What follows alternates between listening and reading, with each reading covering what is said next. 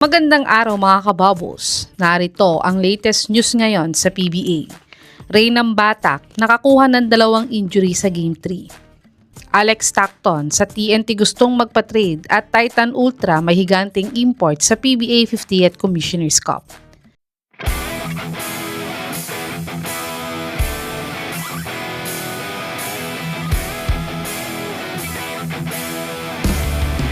Natalo nga ang TNT sa Game 3 kontra sa Meralco sa score na 97-89.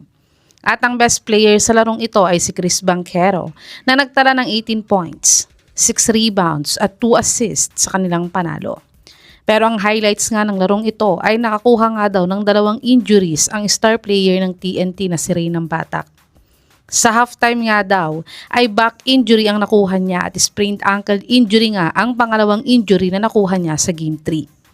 Kaya't sana ay gumaling agad si Stingray at makapaglaro sa natitira pa nilang mga laban. Tumungo naman tayo sa balitang sa TNT daw ang gustong lipatan ni Alex Stockton. Si Stockton nga ay nasa may trading block ng Converge ngayon. At ang Titan Ultra nga ang matunog na malilipatan niya kapalit ni Joshua Munson.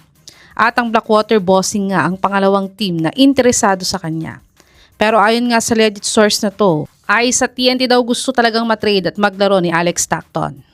Sa tingin niyo mga kababos, matutuloy kaya si Stockton sa TNT? I-comment niyo na po yan sa baba. Dumako naman tayo sa balitang may higanting import daw ang Titan Ultra. Ang Titan Ultra nga ang isang bagong team sa PBA.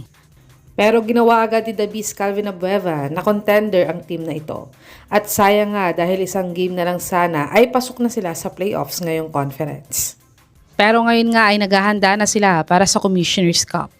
At ayon nga sa legit source na si Sir Snow Badua, ay itong 7'6" na big man nga si Sam Deguara ang balak nilang gawing import sa Commissioner's Cup.